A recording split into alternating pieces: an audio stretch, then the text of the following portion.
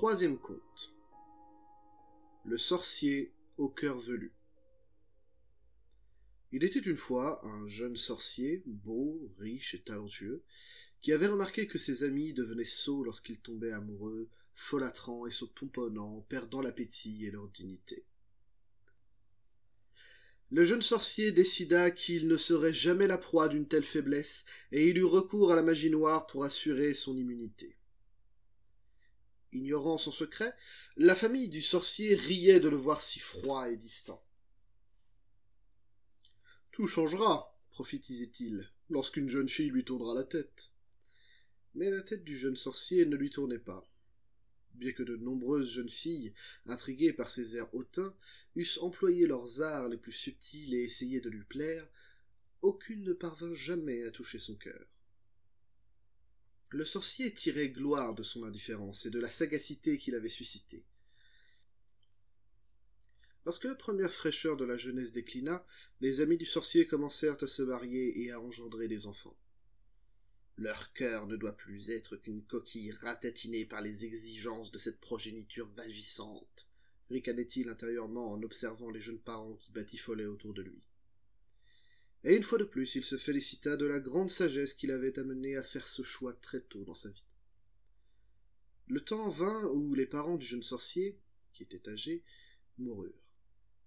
Leur fils ne les pleura pas. Au contraire, il considéra leur décès comme une bénédiction. À présent, il régnait seul sur leur château. Ayant transporté son trésor le plus cher dans le plus profond des cachots, il s'adonna à une vie de bien-être et d'abondance, son confort devenant le seul but de ses nombreux serviteurs.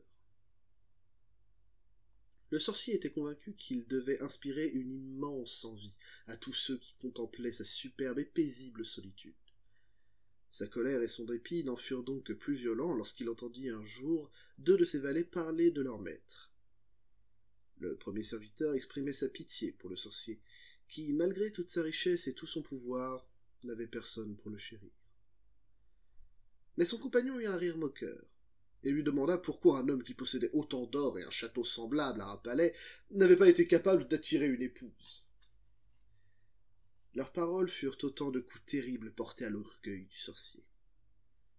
Il résolut aussitôt de prendre femme, et d'en trouver une qui serait supérieure à toutes les autres. Elle devait être d'une beauté renversante et susciter désir et envie chez tout homme qui la verrait. Elle serait une lignée de sorciers, pour que leur enfant hérite de dons magiques exceptionnels, et elle posséderait une fortune au moins équivalente à la sienne, afin que la confortable existence du sorcier soit assurée en dépit de l'agrandissement de sa maisonnée. Le sorcier aurait pu mettre 50 ans à trouver une telle femme, mais il arriva qu'au lendemain même du jour où il avait décidé de la chercher, une jeune fille, répondant à tous ses souhaits, vint rendre visite à sa famille qui habitait le voisinage. C'était une sorcière aux dons prodigieux, et elle possédait également beaucoup d'or. Sa beauté était telle qu'elle saisissait le cœur de tous les hommes qui posaient les yeux sur elle. Tous, sauf un. Le cœur du sorcier ne ressentit rien du tout. Néanmoins, elle était la perle rare, qu'il cherchait, et il commença donc à lui faire sa cour. Tous ceux qui remarquèrent ce changement dans les manières du sorcier en furent stupéfaits et dirent à la jeune fille qu'elle avait réussi là où une centaine d'autres avaient échoué. La jeune femme, elle-même, était à la fois fascinée et rebutée par les attentions du sorcier. Elle sentait la froideur qui existait derrière ces chaleureuses flatteries, et elle n'avait jamais rencontré d'homme si étrange et si distant. Sa famille, cependant, estimait qu'ils étaient très bien assortis et impatients de favoriser cette union. Ils acceptèrent l'invitation du sorcier à un grand festin au l'honneur de la jeune fille. La table chargée d'une vaisselle d'or et d'argent offrait les vins les plus fins et les mets les plus somptueux. Des ménestrels, s'accompagnant de leur lutte aux cordes de soie, chantaient un amour que le maître n'avait jamais ressenti.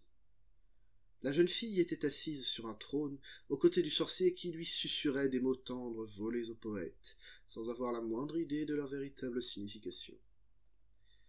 La jeune fille écoutait perplexe, et elle finit par lui répondre.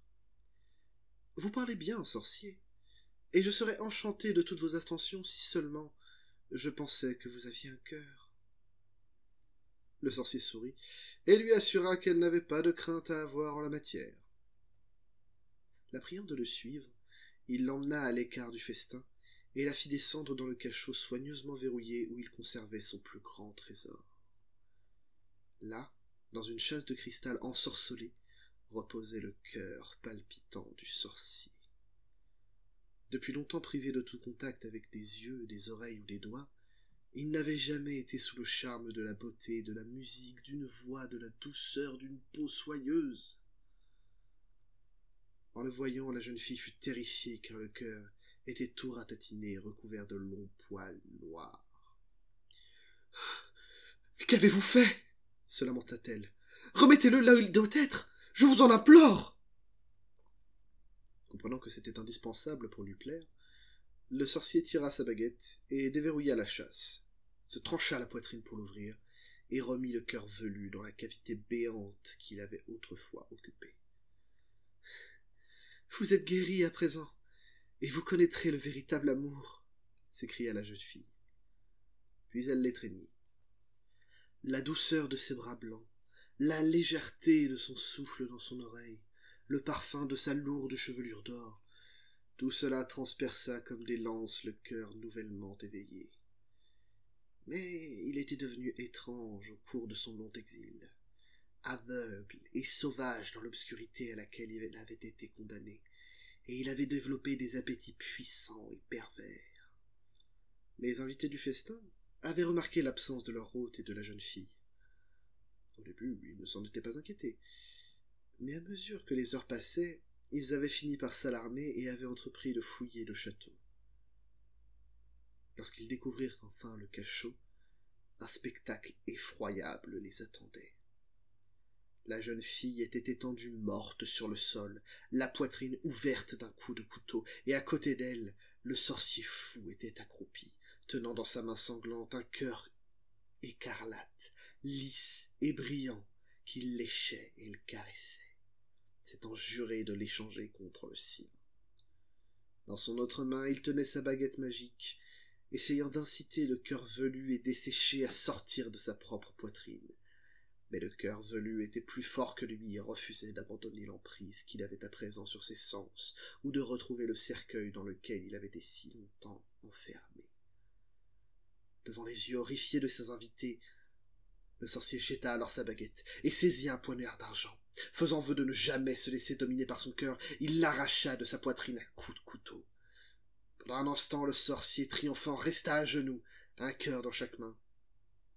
Puis il s'affaissa en travers du corps de la jeune fille et mourut.